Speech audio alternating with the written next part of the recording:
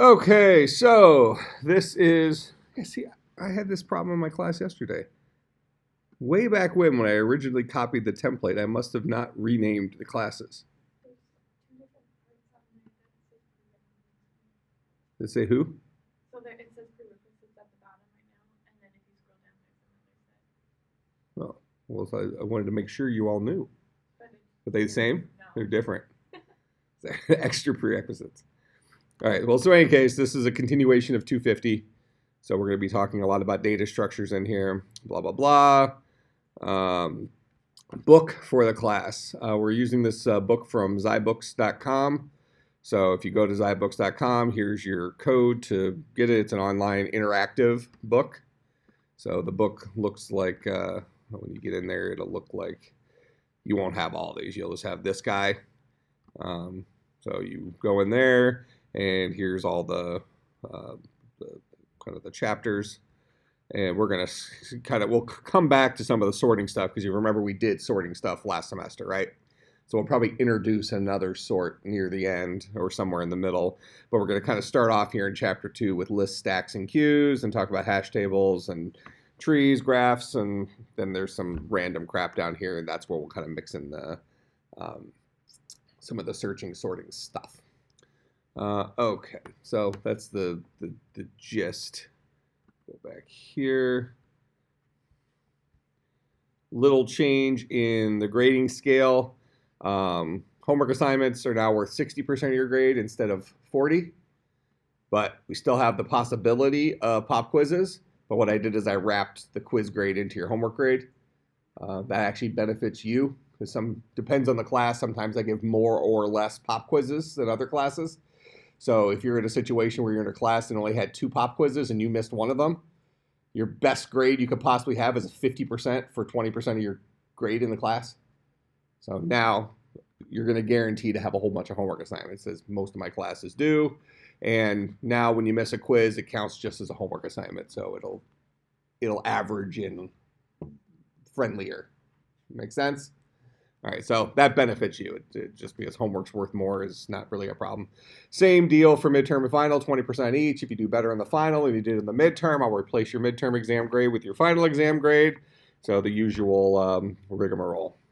Questions about that? As always, there's always a risk of a quiz. I typically don't take attendance. If you're adults, if you have something better to do, I don't care. But you're responsible for anything we talk about in class. And if you miss a quiz, you miss a quiz. That's a 0. I mean, if you have a legitimate excuse like a medical emergency or something like that, let me know. And, I'm pretty reasonable. If it was, I worked late last night and didn't get up in time, that's not going to fly. You can still tell me about it because I'll find it funny. But that's not a legitimate excuse. Okay. So that's the deal with that. As usual, we'll be using Slack for communication. So if you're not already on the Slack channel, make sure you join Slack, cuwcs.slack.com, if you are not already registered, but hopefully all of you have a Slack account already or are on here. I would go ahead into CSC300 and make sure you set this up with notifications. So notification preferences. I would go ahead and say all new messages for at least 300. So that if I post something in there, you get a push notification to your phone or to your desktop wherever you have Slack installed. If I were you, I would get it installed on your phone. That way you get a push notification similar to like a text message on your phone. So hopefully you don't miss stuff that I post in there. I might even do some fun things this semester where I'll just post like, I don't know, some kind of funny word or something like that in 300. And that'll be like the answer to the pop quiz the next day for like a free quiz. But if you didn't check it on Slack, then you'll be screwed, and it'll be sad and funny at the same time. Okay, questions about any of that jazz? All right. In here, I already have a link for, again, you have the self-assessment thing. Make sure you submit that with all the homework assignments. I already have a link for the slides. It's empty currently, but it is the correct link. We'll start filling it in with crap today. Similar, I have a link for the streaming lectures. Here's the link to Zybooks, and then the syllabus is the keyword you have to use to subscribe to the book, and we will be using that book in there, so you do need to get the book as soon as possible. I would say get it by Thursday. I'll probably start giving you stuff for the book on Thursday, but you get instant access to it.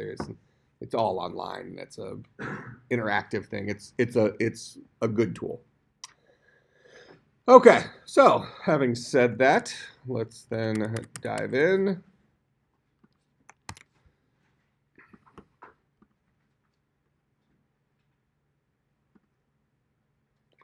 And I'm just going to quickly look at 250 from last semester, and let's just see kind of what was the last new thing we introduced. So towards the end, we're looking at generics, abstract stuff. What's an abstract class? You don't want to your class to create things. Yeah, I think you're kind of on the right. So when you make a class abstract, it means that it's designed not to create an actual instance of it. In fact, making it abstract means it's illegal to create an instance of that class. So abstract classes are specifically designed to support inheritance. So you make a class abstract and you inherit from that. And it's the inherited objects that you would actually create instances of. So here's kind of maybe where you first saw something with linked list just in Word. I probably even said, don't worry about what a linked list is, but I introduced this idea of something called generics. And in generics, we have, so generics is the syntax here is this little angle bracket thing. So after the name of a class, you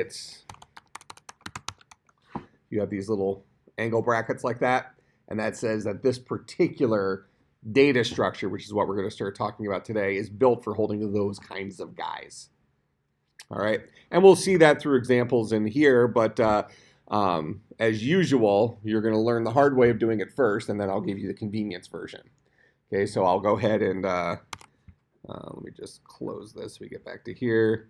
I'll go ahead and give you the blanket directive. You can only use objects that we have introduced in class for your homework. All right, so, and I'll give it a secondary thing since I technically have mentioned it. You cannot use Java's built-in linked list, stack, queue, etc. until I say you can. So that means up until that point, you're going to be writing your own version of those things so you can understand how they work and what's actually happening under the hood and all that jazz. Make sense? Okay. So, let's talk about arrays again. Remind me, what's an array?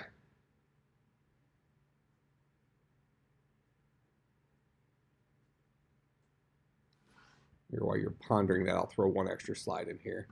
Because really what we're talking about this entire semester is something called a data structure. And a data structure, of course, is a structure for holding data. Okay, that really clarifies things, right? So to put this in kind of real-life terms, when you're organizing your bedroom or your basement or something like that, you have different kind of, so for instance, you might put clothes inside of a dresser with drawers in it, right? And you might put shoes inside of one of those little containers that has like the little cubbies to hold the shoes, like it was designed specifically for shoes, right? You might put just kind of miscellaneous stuff inside of big boxes. So we have kind of different organizational tools for holding our stuff in real life, correct? You know, and then of course we have the catch-all, the pile. Right, we just you toss it in the corner, and you when you need to look for it, if you have looked everywhere else, you check the pile, right? But in real life, we create organizational structures for holding our stuff, the same thing, and the idea is that those organizational structures hopefully are, to some extent, built to make holding certain kinds of things better, okay? To make organizing certain things better, make it easier for us to use, that kind of stuff. Data structures work the same way. All right, so they're kind of our digital version of our dresser of drawers or shoe bench, that kind of stuff, where we have a very specific tool for holding certain kinds of things, and it has different stuff associated with it. So data structures are a generic term that talks about any sort of structure for holding data. And then we're going to look at specific types of data structures and why they exist and what makes them better or worse than another one, and how they lend themselves to certain problems and not other problems, and that kind of stuff this semester. All right, so remind me, what's an array? It is a data structure. That's true, it is a data structure. So tell me a little bit more. Specifically, what's an array? What are some characteristics of an array? You don't have to overthink it. We can just start off with some simple stuff. Okay, they are fast. Go ahead. Contiguous block of memory. Contiguous block of memory. What does contiguous mean? Somebody else. All in order, in a row in memory. Okay, we'll refresh that today because that's an important thing. Generically speaking, when do you use the array? When do you break out that tool?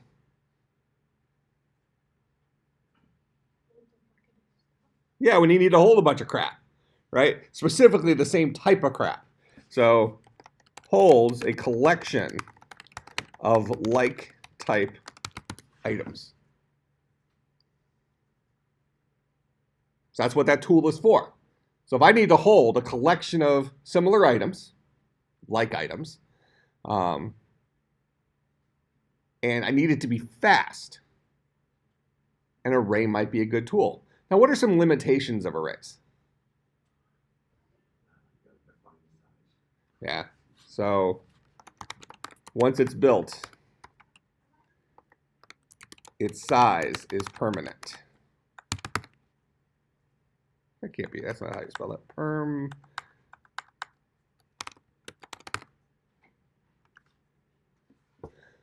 That still doesn't look right, but it must be right. It's weird. It doesn't look spelled right, does it? It's a weird word. It looks like some of those Arabic words.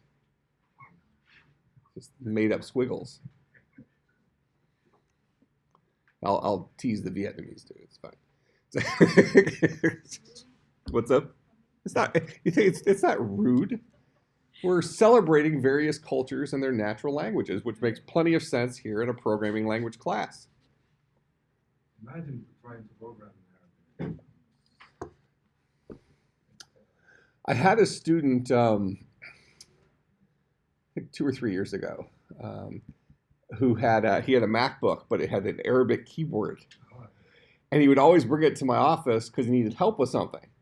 And so I'm having to go off of what I think is kind of memory, but not all the characters are the same. Well, I mean, you know that better than I do, but so it was difficult to use. So I think at the end of the day, that comes down to ignorance. We all appreciate the languages we might know, and then we think all the other ones are stupid, right? And it's just because we don't know them. So I don't know. I think Arabic just looks really interesting. It's kind of like a pretty, beautiful looking language, where English isn't like that. It's not attractive. It's just stuff. So I think Arabic and hieroglyphics are my 2 favorites. Hieroglyphics has a lot of birds and stuff. They draw pictures. We don't have a class on hieroglyphics here, do we? Would you take that if we did? Seems like. Oh yeah, I don't think it's a spoken language, but I think hieroglyphics is a written language. Well, at least I think so. Yeah. Yeah, just draw a bird, right? I see it on my alien shows. They the hieroglyphics, they have spaceships and stuff. More you know. All right, so once it's built, its size is permanent. So when we build an array, we get a container for holding a bunch of stuff. If we need to put more stuff than this in there, we can't. What we have to do is then we have to build a brand new array that's bigger than the old one, copy all the old stuff over, and then add our next couple of things. Okay, the example I usually use when we kind of first introduce that is, let's say you have a house and you want to build a deck, right? The array version of that is you have your house that has a whole bunch of stuff in it. You want to have a deck, you build a brand new house that's identical to the old one with enough extra space for the deck, copy all the crap from your old house into the new one, build your deck on top of it, and burn down the old house. Automatic garbage collection in Java. Burn it down. Not efficient, right? Probably would keep most of us from building a deck. Just kind of live without the deck. So these are pros and cons of arrays. Arrays are fast. Why they're fast is because they are implemented using contiguous blocks of memory, which also is the rationale behind them having this limitation of once it's built, its size is permanent. Now, because of that, we would typically say that arrays are memory inefficient. If you want to hold 1,000 things, you have to, even if you only have one thing to put in there now, if you want to have a bucket capable of holding 1,000 things, a collection capable of holding 1,000 things, you have to build that array with enough space to hold 1,000 things. And almost all of that's wasted space at the beginning until you finally start filling it up. Right? It's like going out and renting one of those, the self-storage garage things. And you're like, oh, yeah, I'm going to probably need the 800 square foot one or something like that. And you go and you just store a deck of cards at the beginning. That's all I'm ready to drop off now. Over time, you start filling it. But at the beginning, you maybe bought the smallest one they had, and you wasted majority of the space. Something I would hope nobody just stores a deck of cards, but it would be kind of a funny prank. It's like having like an estate sale. Those exist. Have you seen them on like the TV shows where they do an estate sale, and you can come and like bid on a storage garage, but you don't know what's in there. Yeah, so it's like it's like a secret prize grab bag type thing. So you're bidding on a closed garage door. No, not on the show I've seen. I mean, it's and then you can like look around. Oh, see, I think that's a different one. At least it might be. Walk in, but just... I got you. You could just kind of get a glance at the type of thing that's in there, but you don't know necessarily what they might uncover. Yeah, that would probably make more sense. But I think they still exist where you literally are bidding on a closed door. You don't know whether it's going to just be filled with gold bars or filled with like rotten popcorn or something like that, or just a deck of cards. To do just that. The 30-year long play. Just put a single deck of cards in there, or something even funnier.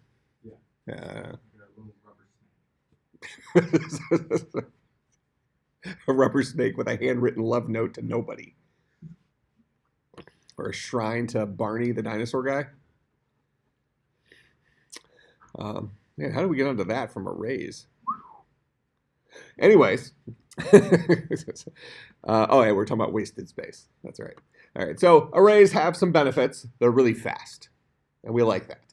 And they have some side effects in that they are memory inefficient, which maybe we care less about today than we historically have. And that becomes kind of an interesting thing with data structures is a lot of the stuff we're going to talk about this semester, while it still is meaningful, especially for big scientific problems, is maybe less meaningful today because of the current state of technology.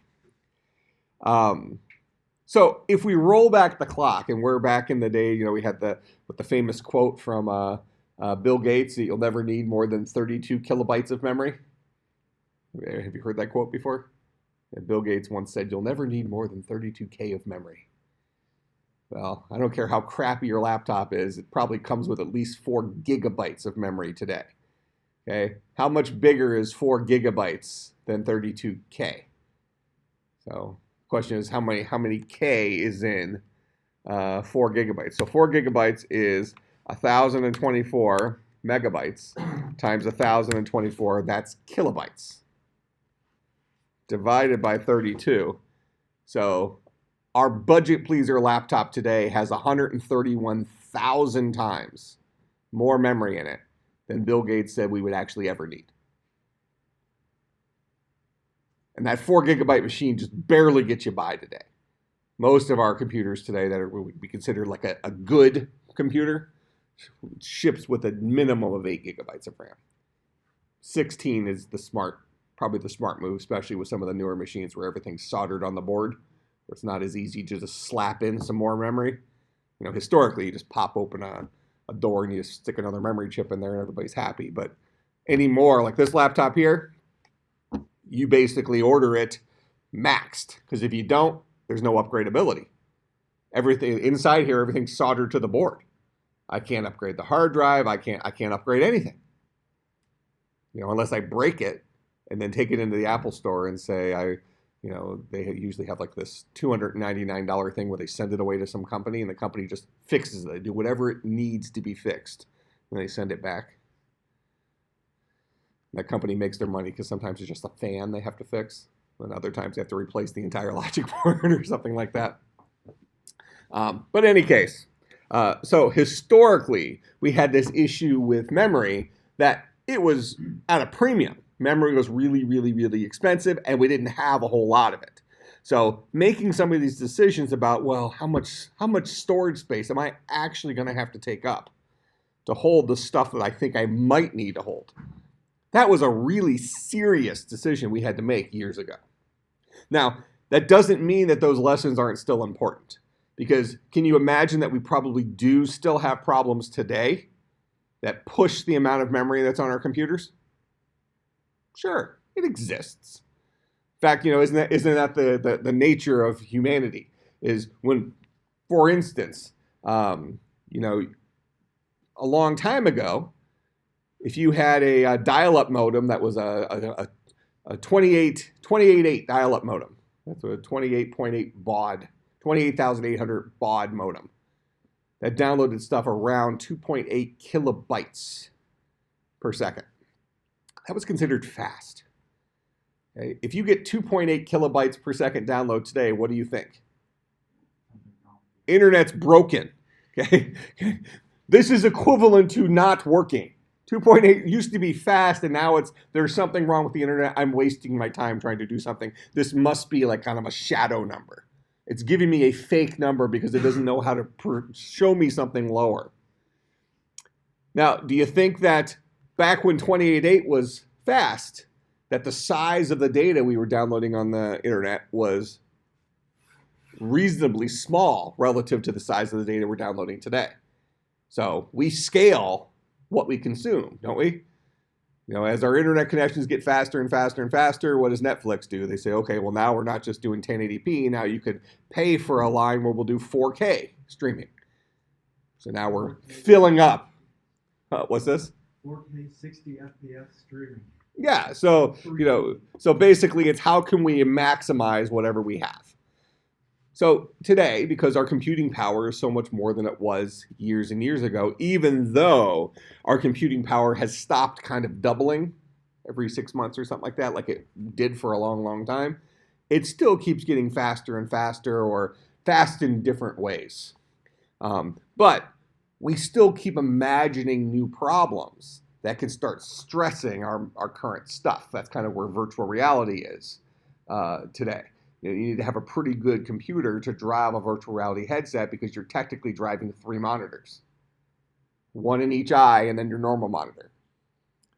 And if you're going to drive that at any sort of frame rate that won't make you throw up, you need to have pretty good hardware, something that even a good laptop might not necessarily be able to drive, okay, at any sort of reasonable quality. So we keep finding new problems that will push our hardware.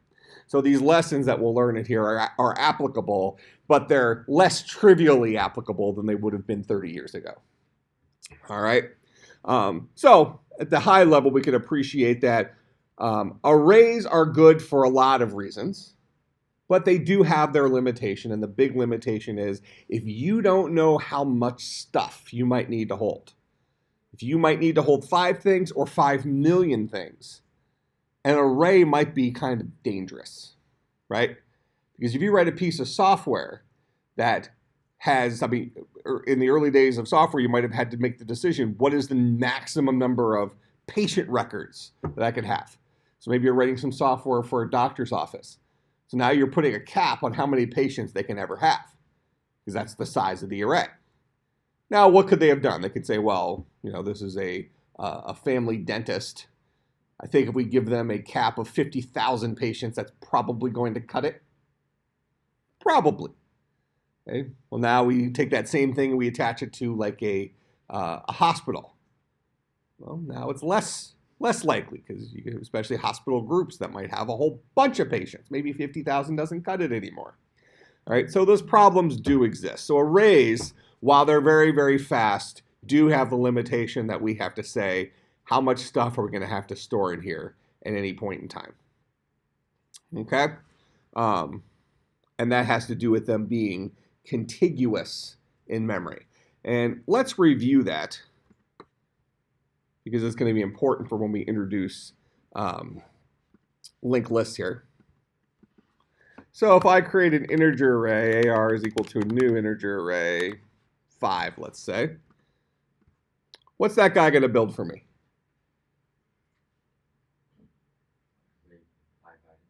Okay, it's going to build for me a structure, a data structure, capable of holding 5 integers. How much memory is that going to span? How much memory will this create? Because remind me, what's the new keyword? It's always used relative to the constructor, but this is I've referred to as kind of our real estate agent. What does this guy always return? Maybe that's a better question. Memory address. Okay, so the new keyword goes and finds us a plot of land in memory that's big enough to hold the thing we're building. How big is this thing that we're building? Specifically this one. Okay, 20 bytes. So we have 5 of them, right? We're building 5 things.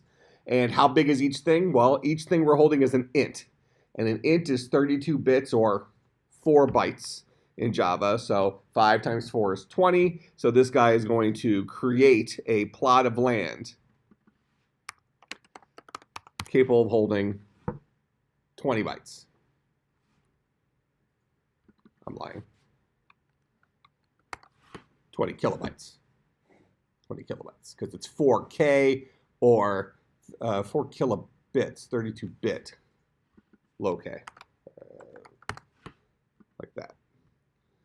An int is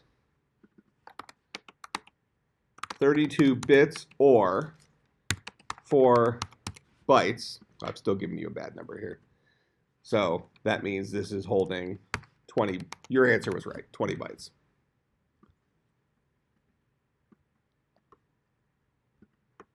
So this guy's going to create a plot of land big enough, well, a plot of land of size 20 bytes, which is big enough to hold 5 of those guys, 5 integers. Okay? Now, if we were to draw a picture of what that looks like, it's going to look something.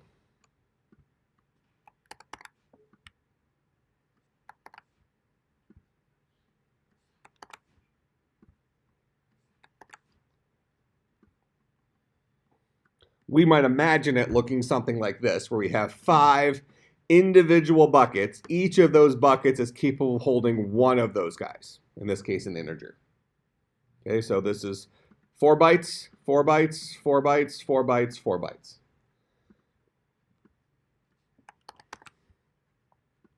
Now, we also think about these things as being indexed. So this is bucket 0, this is bucket 1, this is bucket 2, this is bucket 3, this is bucket 4. All right, so we think about the very first thing in our array. living at position 0 in that array, living at position 1, living at position 2, position 3, position 4. Now, even further,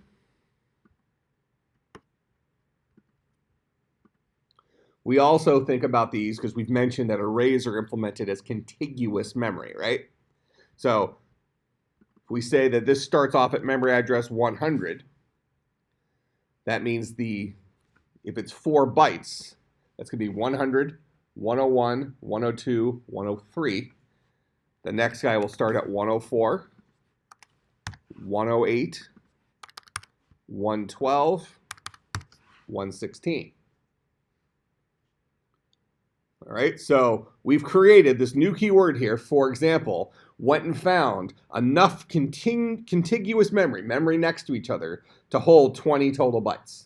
And in this particular case, to keep our example simple, it happened to find that at memory address 100, we have enough land that's all attached to hold your 20 bytes. So I went ahead and reserved that specifically for your array. So it gave us the memory address here of 100. So we associated our value here, since the new keyword always returns a memory address. AR is equal to 100, which is the beginning of that array. And since we know that we're dealing with an array, we know it's implemented using contiguous memory. So we know that we can use the base address of the array and then an offset from that base address to get us to the next spots.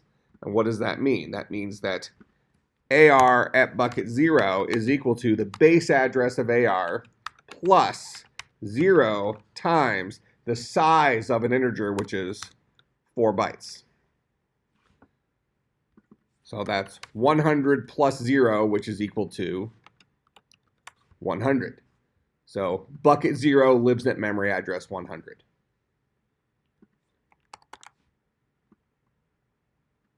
Bucket 1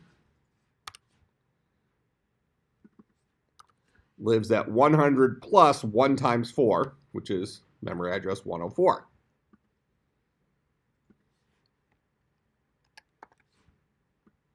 Bucket 4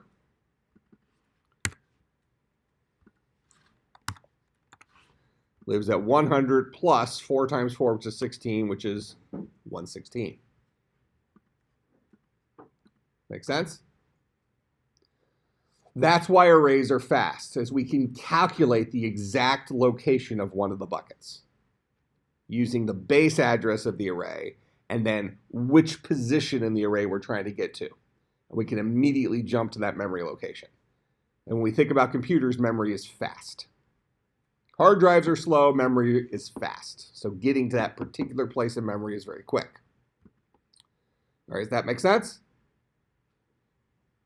So that's how arrays work. Now, to show you the downside here, though,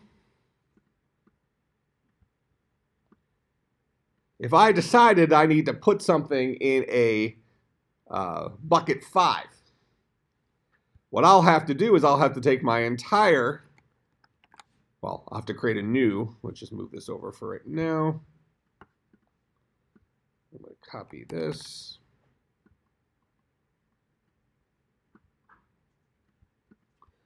I'm going to have to build a second array. We'll call this guy maybe AR2, and he's going to be of size 6. And just to keep it simple, this guy's going to live at 200, 204, 208, 212, 216, and 220. So a whole new array. So now I've built, by my examples, I've built 2 houses. So here's one array with 5 buckets. Here's another array with 6 buckets. So I could copy the contents of this array. Maybe this is 2, 4, 6, whatever. I can copy all the contents from this guy over to this guy.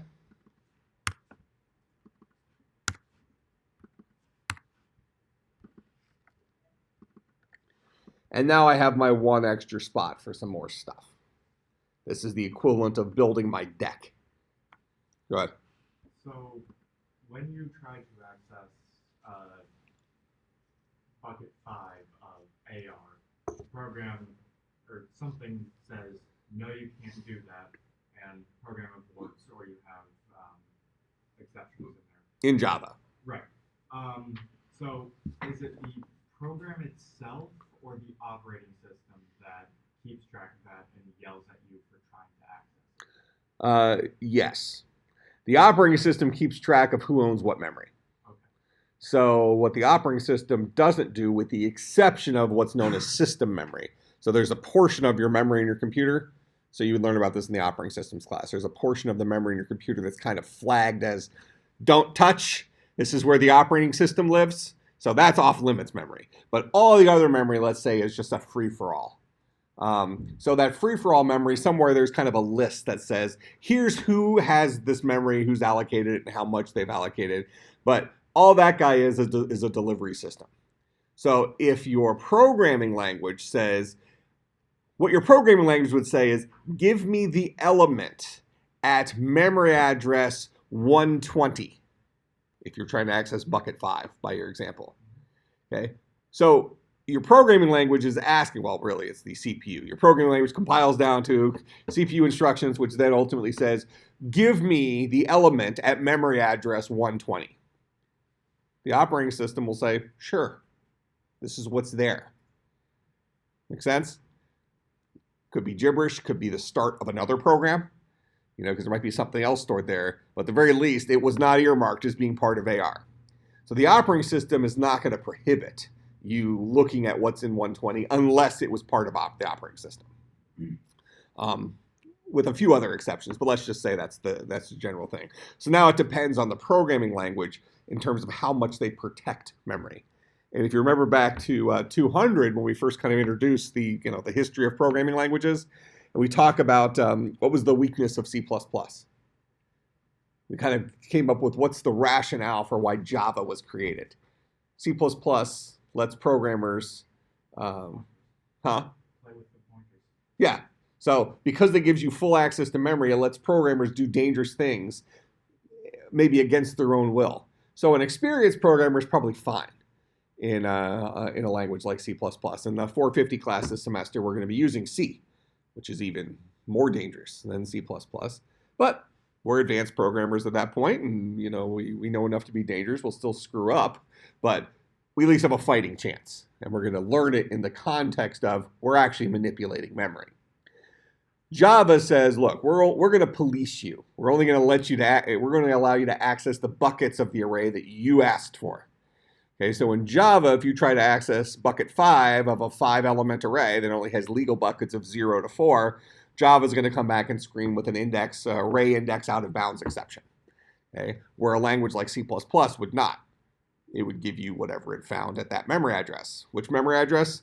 Base address plus 5 times the size of the element so it's going to give you whatever's at, and actually I wrote these, this should have been 104, and this should have been 116, right? I said it out loud, I just didn't change the copying. Or they have a lot of buffer overflow. That's what a buffer overflow is. So a buffer overflow is walking into the memory that you don't own that lives next door. You're either overwriting, and where this really comes in, it comes into a lot of times the operating system. Or memory reserved by a certain program. Let's say, just as an example, that you have a software application on your computer that you have to log in. Okay, so you have a user account that authenticates whatever, and let's say that it stores in a particular place in memory whether or not the user is logged in. Maybe it has their user ID or something like that. If you can get to that place in memory and change it from whatever the default value that indicates nobody's logged in to whatever the value should look like if somebody was logged in, then the next time you launch that program, it'll think it's logged in now. Because it's going to check, is this person logged in? Does that make sense? So that's more of a kind of a trivial example, and we're leaving a lot of steps out there. But if you know what should live in a particular place to get a program into a certain state, and you could overwrite that place in memory, you can make a program do what you want it to do. Make some sense? Go ahead. So then Java probably stores arrays as a pointer and either a size or a end pointer, right? Well, they see Java has the additional advantage of being implemented as a virtual machine. Right. So if you remember when we print out the, here, let's actually, well, if you remember when we print out the address, we print out an object in Java, and it has the address. For an array, it would do something, for an integer array, it would say like I, square bracket, then crazy stuff after it. So Java is kind of creating its own kind of masked memory address that lives on top of its virtual machine, which then lives on top of the actual computer.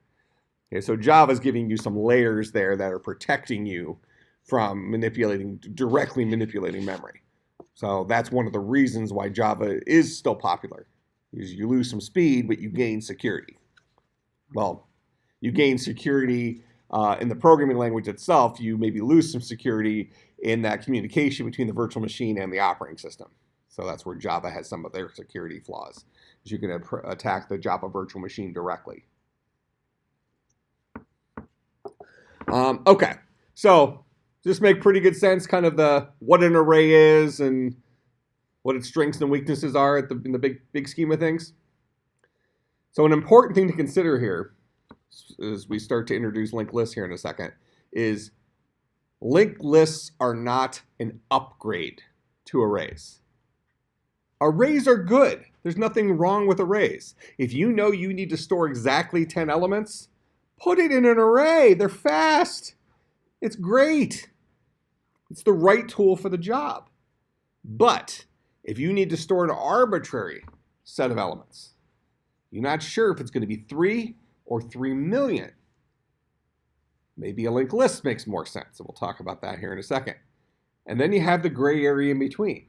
Sometimes you might say, well, I need it to be really fast. Speed is important in this particular thing. Like true speed, keeping in mind that our computers today are already fast, right? I mean, we're probably not going to notice a human isn't going to notice the difference between how fast a program runs on top of a virtual machine versus that same logic running in C, running directly on the hardware. It's going to run instantaneously. We're going to be convinced that it's fast regardless, okay? But if we need true speed, and speed is more important to us than memory, and we might be able to comfortably say, well, I'm not going to have to store any more than 5 million things. Maybe then you decide, I'm going to create an array with 5 million buckets, and I know I'm going to be wasting a lot of memory, but I know I'm working with a structure that's fast. And maybe that's the right tool for the job. Make sense? So, having said that, start talking about linked lists.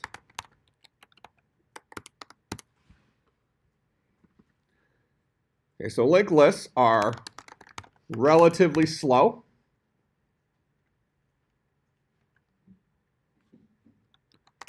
Are not stored in contiguous memory.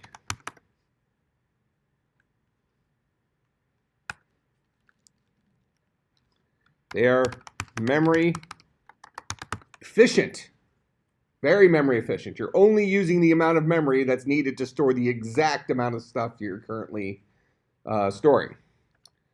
They're also malleable, flexible. You start off, it could be size 0. It can go up to size 7. It could shrink down to size 4.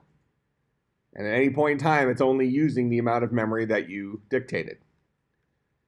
So when would you use a linked list? When speed is less important to you, but memory footprint is very important. And when the amount of stuff you need to store is arbitrary, where you don't know if it's 1 or 1 million. That would kind of be the extreme example, let's say. Because you might be playing with, that gray area again if you're thinking about arrays from the perspective of, I need to hold between 10 and 20 elements. If you know it's not going to be more than 20, but it's going to be at least 10, an array is probably still okay. Right? That's an extra 10 elements of wasted space. Now, having said that, if speed is no issue whatsoever, and you have a convenient way of using linked list, I'm not necessarily suggesting you write your own linked list for that little problem. But since I've mentioned previously that linked lists are built into most programming languages, we're just not allowed to use them yet. So we're going to write our own. You might, if speed isn't important, you might as well use the built-in linked list in order for you to solve your problems.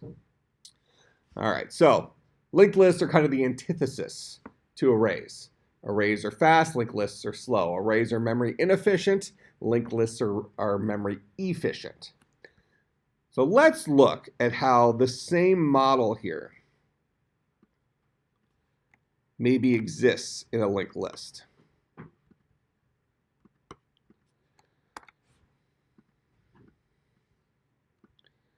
So I might have my first element in memory right here.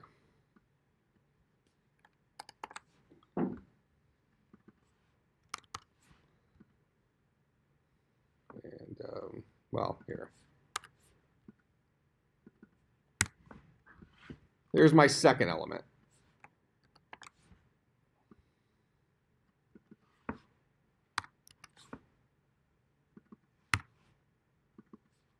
There's my third element.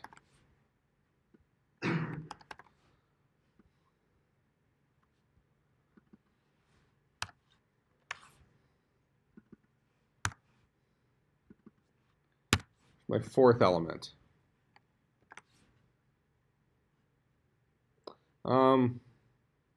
Yeah, it's fine.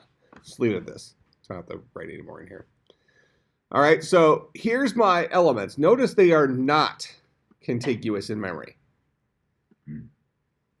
But now these guys need to be linked to each other some way. That means that my first element needs to know how to get to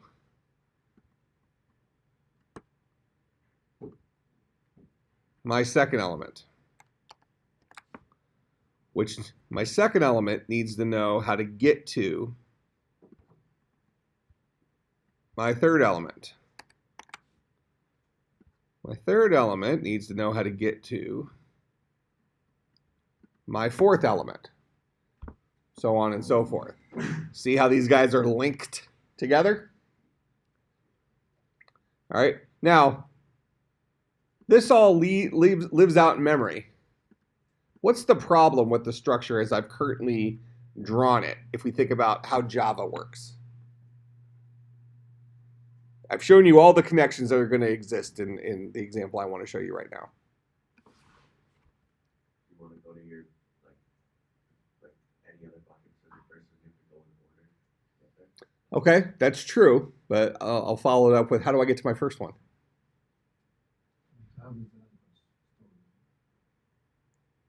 As I've drawn this picture, nobody knows about this first one, right? I don't have anything pointing to this guy. This guy has a pointer count of what? 0. We talked about pointer counts. How many things point to something? So if this guy has a pointer count of 0, what happens to things with pointer counts of 0? They're inaccessible, which then Java says, what should Java do to that then? Garbage collect it. So that means this guy will disappear.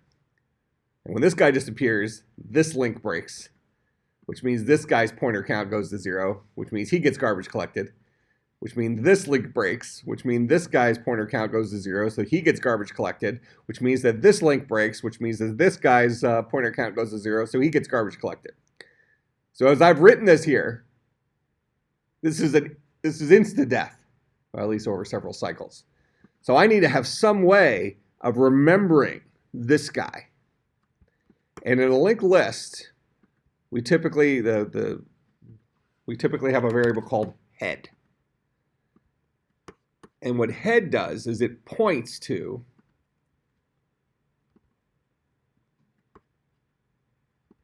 the first element in the list. That make sense? So now we want to think about what each of these elements are. We're going to call this entire thing here a linked list. We're going to call each of these guys a node. Okay? Now, we don't care about the memory address here. I've just drawn it in there to indicate that they are not next to each other in memory. Make sense? These guys do not live next to each other in memory. In fact, nothing says that this guy couldn't have a memory address of 9. He could technically be before this guy in memory if that just happened to be the space that was available the next time we asked the operating system for another chunk of memory.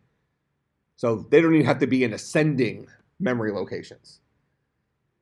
So where they live in memory is inconsequential. All that's important in a linked list is that one node knows about the next node in the list. And as you pointed out, if I want to get to bucket 2, in an array, I can immediately calculate where bucket 2 lives. So in an array, I can say, oh, well, bucket 2 is the base address of my array, so whatever the AR was, plus 2 times the size of the crap I'm storing. That doesn't work with a linked list. Linked lists don't say anything about how they're stored in memory.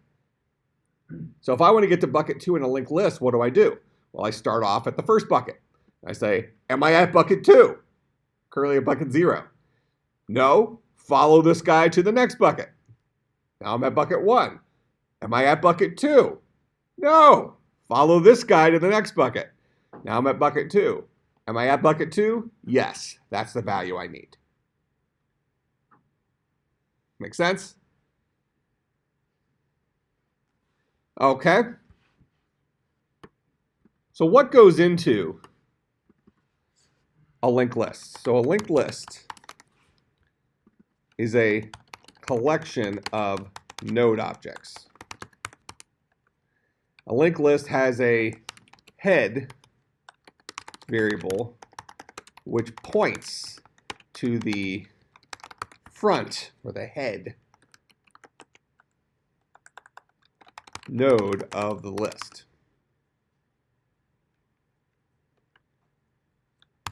So an empty list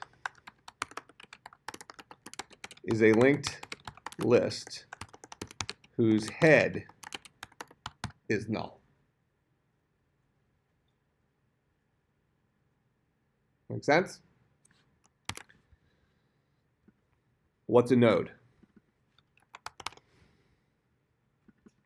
Well, a node has a payload. This is the item that this linked list, well, that this node holds. So initially, we'll make a linked list of integers, for example, just to keep things simple. All right? So a node, among other things, holds the value that we want to store in that node. What we call, traditionally, that's called the payload. Okay? It doesn't matter if you want to remember it as payload or whatever, but that's how I'll often refer to it. It's the value the node holds. What else does a node have to store? Next node.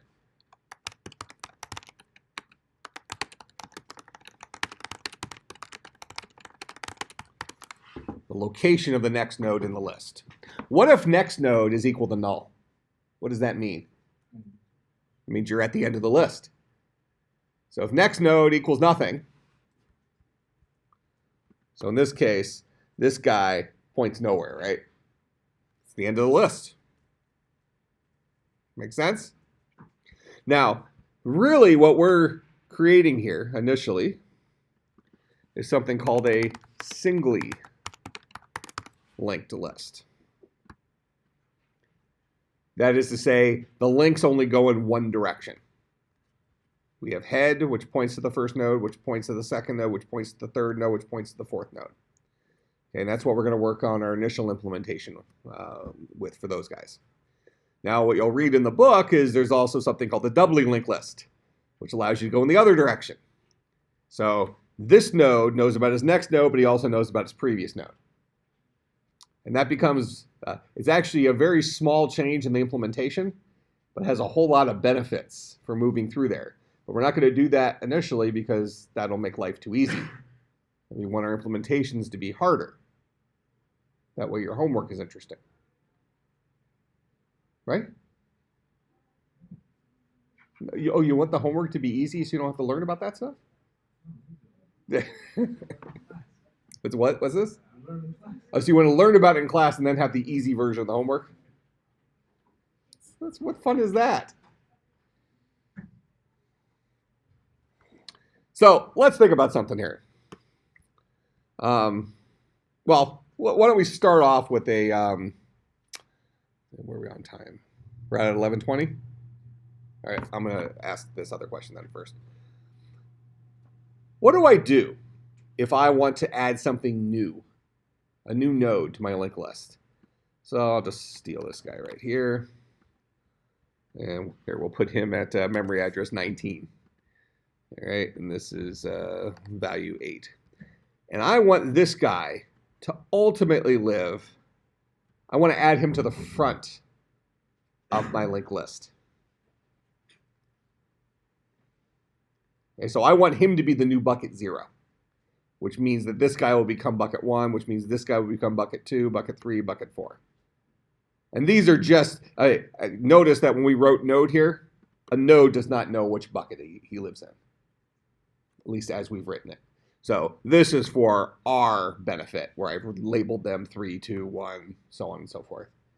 Okay, that's not something we're storing. That's just us to be able to connect it back to how arrays typically work. This is the third element in my linked list.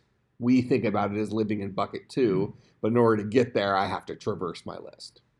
All right, so I want this new guy to be the new very first element in the list. How would you go about adding him? So someone else here. Huh? Append? Well, how?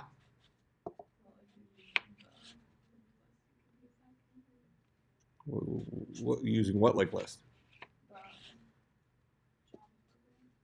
We're not allowed to use that. Oh, that's why it was funny. Okay, so now you have to write it yourself. So how do we put this guy on the front of the list? Well, do we? If we had to recreate the whole list, wouldn't this guy be just as bad as arrays? We don't need to recreate it. What would it mean for this guy to be the first element of the list? Who would he ultimately point to? The same thing head points to. So could I do this? Could I say, well, here's my new node, and I'm going to set that node's next node to point to the same place that head points to. So now there's two different ways of getting here. Then, can I make head point to this guy? And now we've added it to the front. Now notice, I keep drawing it over here, but nothing keeps us from putting this node over here. And initially, we make him point to the same place the head pointed to, and then we make head point to him. So it's a little bit of a weirdly landscaped or weirdly organized linked list, but still a linked list. So adding to the front, pretty easy.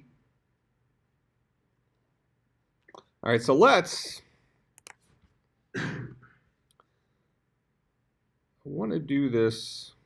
We were doing Android last semester, right? All right, so let's start a new Android project here. Close this one. And we're actually not going to build an interface to this one yet. So we'll just leave it as our hello world interface. That way we're kind of almost treating it as Eclipse, just for, you know, this first class or two, but then we'll build an interface on to make our life nicer. So I'm going to start a new Android project. And we're going to call this guy CSC300 Spring 2018 linked list. Okay, and I'm going to go ahead and hit next. And I'll just leave we'll do it phone, tablet, we'll leave it as the default, whatever. And we'll do this as a empty activity. And we'll leave the first one called main activity. That's fine.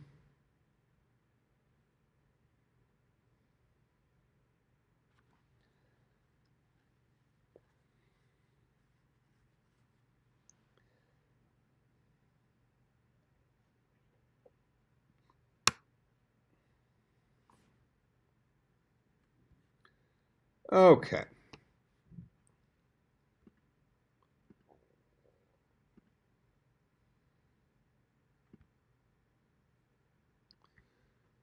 So I'm going to go ahead and I'm going to create a new Java class. And we're going to call this guy linked list.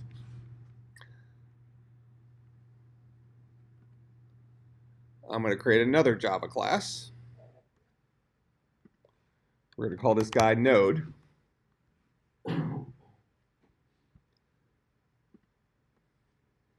Now, what's a linked list? A linked list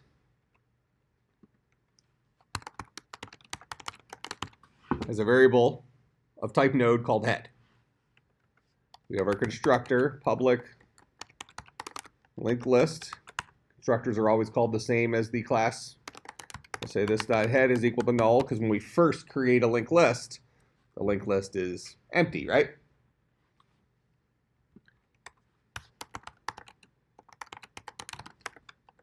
Create a little display method here. We'll say if this dot head is equal to null,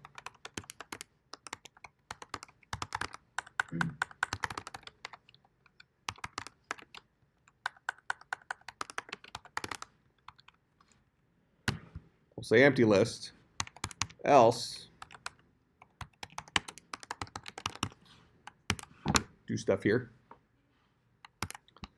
All right, so that's our basic linked list implementation.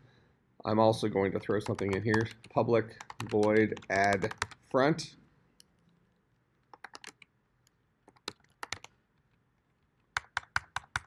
Call this guy payload. Add to front of list. We'll go to node. What's a node? A node is a private int payload because we're storing integers. And then we have a private node next node. Constructor for node is going to take in an int payload. This dot payload is equal to payload. This dot next node is equal to null.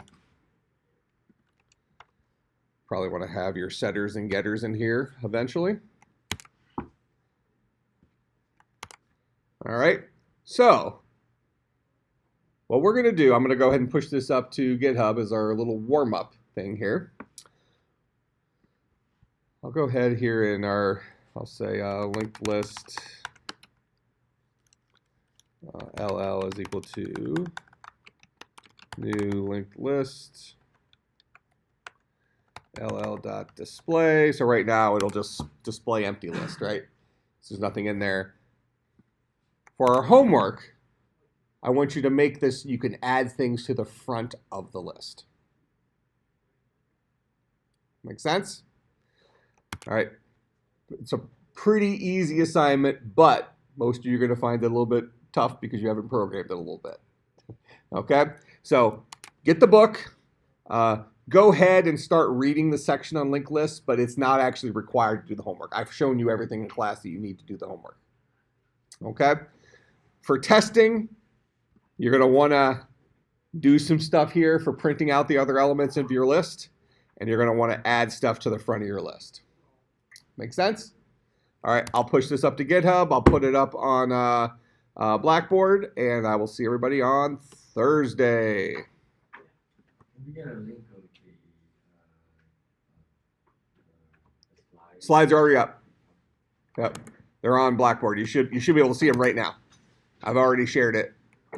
So